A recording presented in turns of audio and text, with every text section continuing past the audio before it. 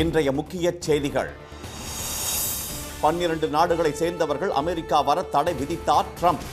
Harvard பல்கலைக்கழகத்தில் வெளிநாட்டு மாணவர்கள் சேரவும் தடை. நிதி உதவிக்கான தடை பட்டியலில் பாகிஸ்தானை மீண்டும் சேர்க்க வேண்டும். இந்தியாவின் நிலைப்பாட்டை உலக நாடுகள் ஆதரிக்க காங்கிரஸ் வலியுறுத்தல். $1 டிரில்லியன் பொருளாதார வளர்ச்சி பசுமை பொருளாதாரமாக இருக்க வேண்டும். மீண்டும் மஞ்சப்பை திட்டத்தை மக்கள் இயக்கமாக மாற்ற ஸ்டாலின் வேண்டுகோள். தைலாபுரத்தில் ராமதாஸ் அன்புமணி திடீர் சந்திப்பு. சமரச முயற்சியில் சுமூக முடிவு எட்டப்படவில்லை என தகவல். வணக்கம்.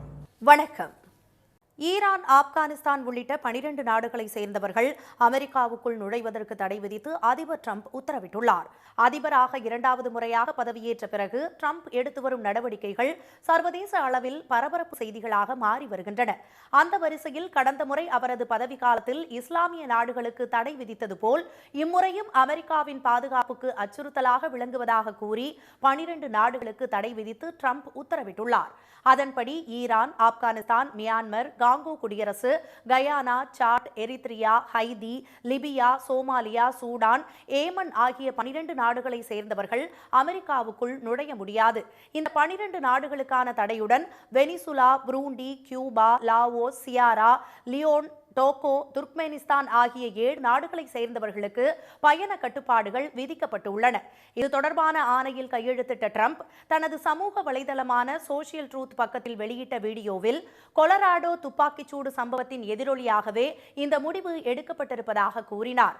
நாட்டுக்கு அச்சுறுத்தல் ஏற்படுத்தும் அவர்களை நாங்கள் விரும்பவில்லை என்ற அவர், முந்தைய பைடன் ஆட்சியில் நடந்தது போல் அமெரிக்க சட்ட விதிகளை மதிக்காதவர்கள் தாராளமாக உள்ளே நுழைய அனுமதிக்க முடியாது என்று கூறினார்.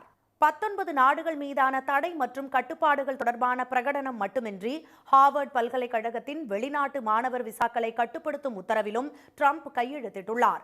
வெளிநாட்டு மாணவர்கள் நம் நாட்டை நேசிக்க கூடியவர்களாக இருக்க வேண்டும் என அதிபர் ட்ரம்ப் விரும்புவதாக கூறிய வெள்ளை மாளிகை, சீன கம்யூனிஸ்ட் கட்சி அதிகாரிகளுக்கு ஹார்வர்ட் பல்கலைக்கழகம் சிறந்த வெளிநாட்டு கல்வி நிறுவனமாக இருப்பதாகவும், சீன அதிபர் ஜின்பிங்கின் மகள் சில ஆண்டுகளுக்கு முன்பு அங்கே படித்ததாகவும் கூறியுள்ளது. ஹார்வர்ட் பல்கலைக்கழகத்திற்கு மட்டுமே இந்த தடை விதிக்கப்பட்டுள்ளது. இதனிடையே இஸ்ரேல், ஹமாஸ் போராளிகள் இடையே நிபந்தனையின்றி நிரந்தர போர் நிறுத்தம் செய்வது குறித்து ஐநா பாதுகாப்பு கவுன்சில் கொண்டுவரப்பட்ட வரைவு தீர்மானத்தை ஹமாஸ் அமைப்புக்கு ஆதரவானது என குற்றம் சாட்டி அமெரிக்கா தனது வீட்டோ அதிகாரத்தை பயன்படுத்தி ரத்து செய்துள்ளது. பாகிஸ்தானில் இருந்து பரவும் பயங்கரவாதத்துக்கு எதிரான இந்தியாவின் நிலைப்பாட்டை உலக நாடுகள் ஆதரிக்க வேண்டும் என்று காங்கிரஸ் வலியுறுத்தியுள்ளது.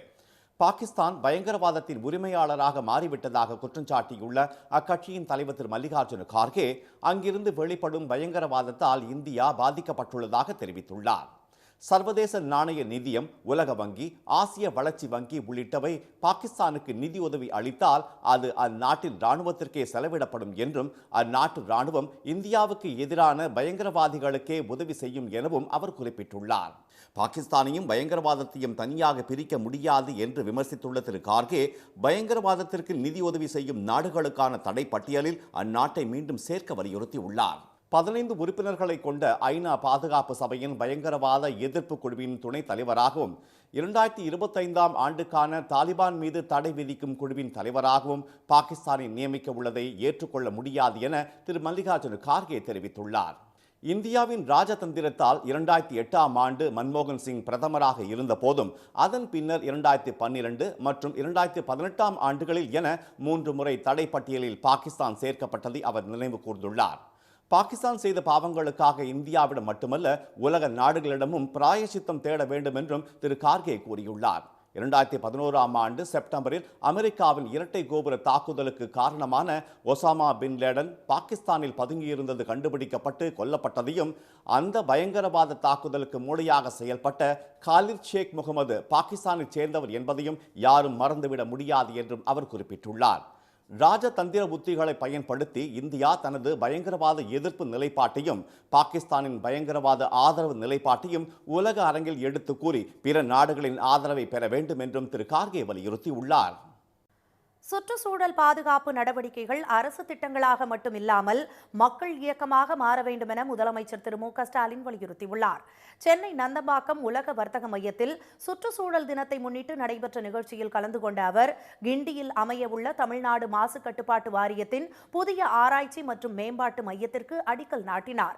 பின்னர் 14 கடலோர மாவட்டங்களில் ஃபிஷ்நெட் இனிஷியேட்டிவ் திட்டங்களை தொடங்கி வைத்த திரு ஸ்டாலின், ராமநாதபுரம் மாவட்டம் தனுஷ்கோடியில் கிரேட்டர் பிளமிங்கோ பறவை சரணாலயத்தை தொடங்கி வைத்தார். அதனைத் தொடர்ந்து வனத்துறை பணியாளர்களுக்கான பணி நியமன ஆணைகளை அவர் வழங்கினார். நீர்நிலை பாதுகாவலர் விருது, தொழில்துறைகளுக்கு தன்னார்வ பசுமை மதிப்பீட்டு சான்றிதழ் ஆகியவற்றை வழங்கிய திரு ஸ்டாலின், சுற்றுச்சூழல் பாதுகாப்புக்கு சிறப்பான பங்களிப்பு அளித்த திருச்சி மாவட்ட ஆட்சியர் திரு பிரதீப் குமார், திருவள்ளூர் ஆட்சியர் திரு பிரதாப், கிருஷ்ணகிரி ஆட்சியர் திரு தினேஷ்குமார் ஆகியோருக்கு விருதுகளை வழங்கினார். பின்னர் உரையாற்றிய திரு ஸ்டாலின், சுற்றுச்சூழலை பாதுகாக்க எந்த மாநிலமும் செய்யாத சிறப்பான பணியை கடந்த 4 ஆண்டுகளில் தமிழகம் செய்துள்ளதாக கூறினார். தமிழ்நாடு பசுமை இயக்கம் மூலமாக 10 கோடிக்கும் அதிகமான மரங்கள் நடப்பட்டதுடன் 21 ஈர நிலங்களை உருவாக்கி இருப்பதாகவும் அவர் கூறினார். 7 வன உயிரின காப்பகங்கள் அமைக்கப்பட்டதுடன் 2400 ஏக்கர் பரப்பளவில் புதிய அலையாத்தி காடுகளை உருவாக்கியுள்ளதாகவும் திரு ஸ்டாலின் தெரிவித்தார். சுற்றுச்சூழலை பாதுகாக்க அரசு அறிவிக்கும் திட்டங்களை சொந்த திட்டங்களாக மக்கள் நினைக்க வேண்டும் என்று அவர் கேட்டுக்கொண்டார். 2021ஆம் ஆண்டு பிளாஸ்டிக் மாசுபாட்டை எதிர்த்து போராட மீண்டும் மஞ்சப்பை திட்டத்தை தொடங்கணும். இது அரசின் திட்டமா இருந்தா போதாது, மக்கள் இயக்கமா மாறணும். அரசாங்கம் திட்டங்களை கொண்டு வரத்தான் முடியும். அதோட சக்சஸ் மக்கள் தங்களுடைய அன்றாட பழக்கங்களை மாத்திக்கிறதுல தான் இருக்கு. மாசு கட்டுப்பாட்டுக்கு நாமே தீர்வு என்று கூறிய திரு ஸ்டாலின், ஜப்பான் நாட்டு மக்களைப் போல் சுய ஒழுக்கம் தேவை என்றும் தெரிவித்தார். பிளாஸ்டிக் பைகள் ஒழிப்புக்கு ஆதரவாக தினமும் வீட்டிலிருந்து புறப்படும் போது துணிப்பை, தண்ணீர் பாட்டில் எடுத்துச் செல்வதை மக்கள் உறுதி செய்ய வேண்டும் என்று அவர் கேட்டுக்கொண்டார். $1 டிரில்லியன் பொருளாதார வளர்ச்சி என்பது பசுமை பொருளாதாரமாக இருக்க வேண்டும் என அரசு விரும்புவதாகவும் திரு ஸ்டாலின் கூறினார். பாமக நிறுவனர் டாக்டர் ராமதாஸ், அவரது மகனும் கட்சி தலைவருமான திரு அன்புமணி இருவருக்கும் இடையே சுமூக உடன்பாடு ஏற்படவில்லை என்று செய்திகள் வெளியாகியுள்ளன. கடந்த டிசம்பர் மாதம் நடந்த பாமக பொதுக்குழு கூட்டத்தில் மகள் வழி பேரன் முகுந்தனை பாமக இளைஞரணி தலைவராக திரு ராமதாஸ் அறிவித்ததால் இருவருக்கும் இடையே மோதல் வெடித்தது. இதையடுத்து கட்சித் தலைவர் பொறுப்பில் இருந்து திரு அன்புமணியை நீக்கிய திரு ராமதாஸ், அவரை தலைமை பண்பே இல்லாதவர் என்றும் மத்திய அமைச்சராக்கியது தவறு என்றும் கடுமையாக விமர்சித்தார். திரு அன்புமணிக்கு ஆதரவாக செயல்பட்ட கட்சி நிர்வாகிகள் பலரையும் திரு ராமதாஸ் பதவி நீக்கம் செய்து வருகிறார்.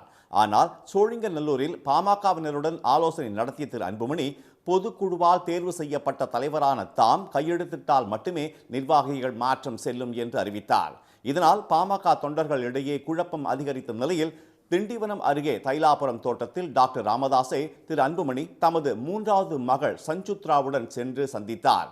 கட்சி நிர்வாகிகள் யாருமின்றி சுமார் 1 மணி நேரம் நடந்த இந்த சந்திப்பில் ராமதாஸ் மகள் திருமதி காந்திமதியும் பங்கேற்றார். அப்போது முக்கிய விவகாரங்கள் குறித்து பேசப்பட்டதாகவும், ஆனால் சமரசம் எதுவும் ஏற்படவில்லை என்றும் செய்திகள் வெளியாகியுள்ளன. அதைத் தொடர்ந்து RSSஐ சேர்ந்த ஆடிட்டர் குருமூர்த்தி, அதிமுக பிரமுகர் திரு சைதை துரைசாமி ஆகியோர் தைலாபுரம் சென்று திரு ராமதாஸை சந்தித்தனர். சுமார் 3 மணி நேரம் இந்த சந்திப்பு நடைபெற்றது. நண்பர்கள் என்ற முறையில் சந்திக்க சென்றதாக அவர்கள் கூறினர். இந்நிலையில் இந்த சந்திப்பு பற்றி சென்னையில் செய்தியாளர்கள் எழுப்பிய கேள்விக்கு பதிலளித்த விடுதலை சிறுத்தைகள் கட்சி தலைவர் திரு தொல் திருமாவளவன், பாமகவின் உட்கட்சி விவகாரத்திலோ அவர்கள் குடும்ப விவகாரத்திலோ தாம் கருத்து சொல்ல ஏதுமில்லை என்றார். ஆனால் இடதுசாரி சிந்தனையோடு தொடங்கிய பாமக இப்போது RSS பாஜகவின் தலையீட்டுக்கு அடிபணிந்து விட்டதா என்று மக்கள் கேள்வி எழுப்புவதாக அவர் தெரிவித்தார். பாட்டாளி மக்கள் கட்சி இடதுசாரி அரசியலால் தான் எழுச்சி பெற்றது என்பதை இன்றைக்கும் ஜனநாயக சக்திகளாக இருக்கிற அனைவரும் நன்கு அறிவர். ஆனால் அது ஒரு வலதுசாரி இயக்கமாக மாறிவிட்டது என்பது, அதன் அடிப்படையில் பஞ்சாயத்து செய்யக்கூடியவர்கள் இன்றைக்கு வெளிப்படையாக அம்பலமாகி இருக்கிறார்கள் என்பது தமிழ் மக்களுக்கு வெளிச்சமாகி இருக்கிறது. பாஜகவுடன் கூட்டணி வைக்க டாக்டர் ராமதாஸ் விரும்பவில்லை என்று கூறப்படும் நிலையில் கூட்டணிக்கு அழைக்கவே அதிமுக பாஜக பிரமுகர்கள் அவரை நேரில் சந்தித்து அழைப்பு விடுத்திருக்கலாம் என்று கருதப்படுகிறது. இதனிடையே பாமகவுடன் தமிழக வாழ்வுரிமை கட்சி இணைப்பு என்ற பேச்சுக்கு இடமில்லை என கடலூரில் செய்தியாளர்களிடம் பேசிய திரு வேல்முருகன் திட்டவட்டமாக தெரிவித்துள்ளார். கர்நாடகாவில் தக் லைஃப் படம் வெளியாகாததால் ஓசூரில் உள்ள திரையரங்குகளில் அந்த மாநில ரசிகர்கள் குவிந்து வருகின்றனர். மணிரத்னம் இயக்கத்தில் உலக நாயகன் கமல்ஹாசன், சிலம்பரசன், நடிகைகள் த்ரிஷா, அபிராமி நடித்த தக் லைஃப் படம் கர்நாடகத்தை தவிர பிற பகுதிகளில் இன்று வெளியானது. தமிழ் மொழியில் இருந்துதான் கன்னடம் பிறந்ததாக நடிகர் கமல்ஹாசன் பேசியதற்கு கர்நாடகாவில் உள்ள கன்னட அமைப்பினர் கடும் எதிர்ப்பு தெரிவித்து வருகின்றனர். இந்த விவகாரத்தில் மன்னிப்பு கேட்குமாறு கன்னட அமைப்பினரும் படம் திரையிடுவதற்கு பாதுகாப்பு வழங்க கோரிய வழக்கை விசாரித்த கர்நாடக உயர் நீதிமன்றமும் கூறியதை ஏற்க கமல்ஹாசன் மறுத்துவிட்டார். இதனால் கர்நாடகாவில் தக் லைஃப் படம் இன்று வெளியாகவில்லை. இதனால் திரைப்படத்தை பார்க்க எல்லையை ஒட்டிய ஓசூருக்கு தும்கூர், மண்டியா, பெங்களூரு ஆகிய பகுதிகளில் இருந்து ஏராளமான ரசிகர்கள் வந்தனர். கமல்ஹாசனின் உருவப்படத்திற்கு பாலாபிஷேகம் செய்த அவர்கள் பட்டாசு வெடித்து நடனமாடி கொண்டாட்டத்தில் ஈடுபட்டனர்.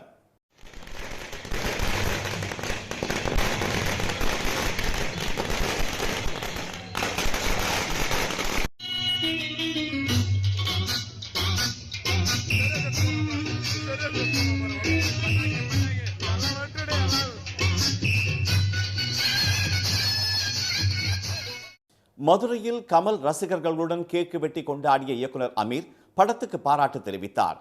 சென்னை, திருச்சி, நெல்லை, தூத்துக்குடி, கன்னியாகுமரி, கோவை உள்ளிட்ட இடங்களிலும் தக் லைஃப் திரையிட்ட அரங்குகளில் ரசிகர்கள் பட்டாசு வெடித்து கொண்டாட்டத்தில் ஈடுபட்டனர். இனி வருவது செய்தி துளிகள். ஐபிஎல் கோப்பையை வென்ற ராயல் சேலஞ்சர்ஸ் அணியினரை பாராட்டும் விழாவிற்கு எதிர்பார்த்ததை விட பல மடங்கு கூட்டம் அதிகமாக கூடியதே 11 பேர் உயிரிழக்க காரணம் என்று கர்நாடக உள்துறை அமைச்சர் திரு பரமேஸ்வரா தெரிவித்துள்ளார். நெரிசலில் சிக்கி 11 பேர் உயிரிழந்தது குறித்து நீதி விசாரணைக்கு அரசு உத்தரவிட்டுள்ள நிலையில் சம்பவ இடத்தை அவர் பார்வையிட்டு நேற்று பாதுகாப்பு பணியில் இருந்த காவல் அதிகாரிகளிடம் விவரங்களை கேட்டறிந்தார். பின்னர் செய்தியாளர்களிடம் பேசிய திரு பரமேஸ்வரா, சட்டமன்றம் முன்பு 1 லட்சம் பேரும் மைதானத்தில் 40,000 ரசிகர்களும் கூடுவார்கள் என எதிர்பார்த்த நிலையில் 8.5 லட்சம் ரசிகர்கள் குவிந்தனர் என விசாரணையில் தெரியவந்துள்ளதாக கூறினார்.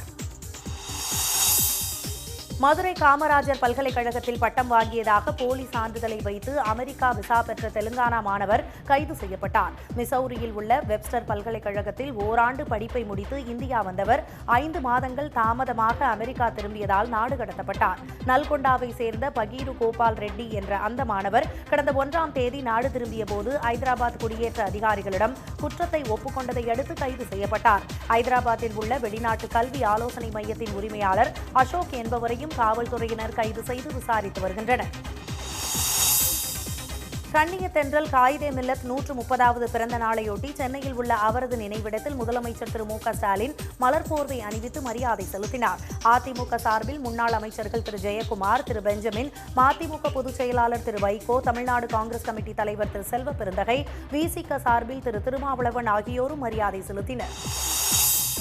தமிழ்நாட்டில் உடனடியாக சாதிவாரி கணக்கெடுப்பு நடத்த தமிழக அரசு நடவடிக்கை மேற்கொள்ள வேண்டும் என பாமக தலைவர் திரு அன்புமணி வலியுறுத்தியுள்ளார். 2027ஆம் ஆண்டில்தான் சாதிவாரி விவரங்களுடன் மக்கள் தொகை கணக்கெடுப்பு மேற்கொள்ளப்படும் என மத்திய அரசு அறிவித்துள்ளதால் இன்னும் 5.5 ஆண்டுகளுக்கு அந்த விவரங்கள் கிடைக்க வாய்ப்பில்லை என அவர் குறிப்பிட்டுள்ளார். மாநில அளவில் உள் இடஒதுக்கீடு வழங்குவதற்கு அதிகமான தரவுகள் தேவை என்பதால் சாதிவாரி கணக்கெடுப்புக்கான பணிகளை தமிழக அரசு தொடங்க வேண்டும் என்று அவர் கூறியுள்ளார். உலக சுற்றுச்சூழல் தினத்தை முன்னிட்டு சேலத்தில் நடைபெற்ற நிகழ்ச்சியில் சுற்றுலாத்துறை அமைச்சர் திரு ராஜேந்திரன் மரக்கன்றுகளை நடவு செய்து மாணவர்களுக்கு மஞ்சள் பை மற்றும் மரக்கன்றுகளை வழங்கினார். தொடர்ந்து சுற்றுச்சூழல் பாதுகாப்பு குறித்த விழிப்புணர்வு பேரணி நடைபெற்றது. கள்ளக்குறிச்சியில் நடைபெற்ற விழிப்புணர்வு பேரணியில் பிளாஸ்டிக்கின் தீமை குறித்த வாசகங்கள் அடங்கிய பதாகைகளை மாணவர்கள் ஏந்திச் சென்றனர். புதுக்கோட்டை மாவட்டம் அன்னவாசல் அரசு மகளிர் உயர்நிலைப் பள்ளி மாணவிகள் மஞ்சள் நிற துணிப்பைகளுடன் ஊர்வலமாக சென்றனர்.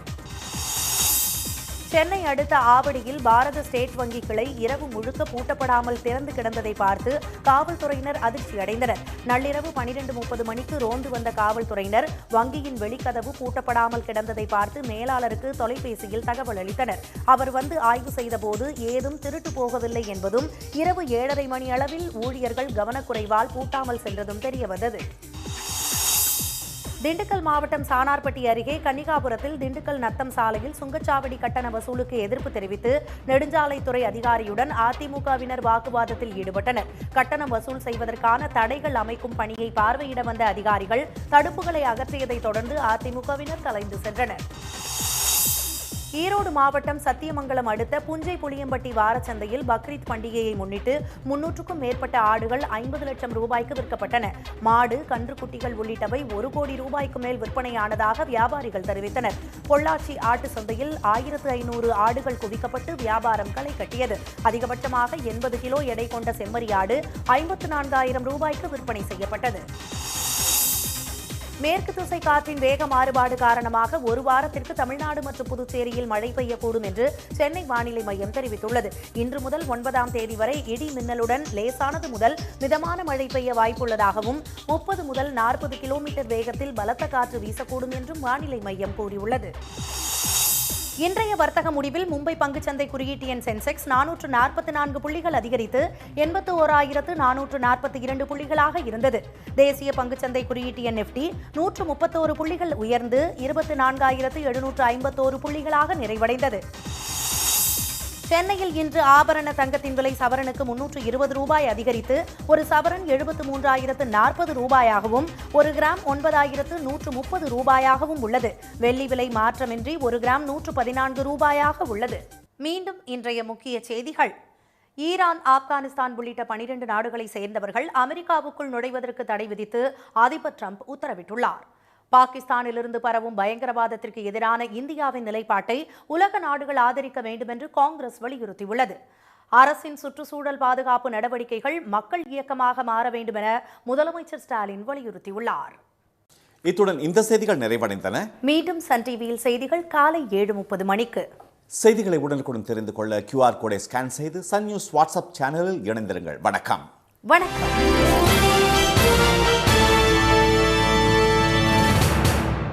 உடனுக்குடன் செய்திகளை தெரிந்து கொள்ள சன் நியூஸ் பெல் ஐகானை கிளிக் பண்ணுங்க.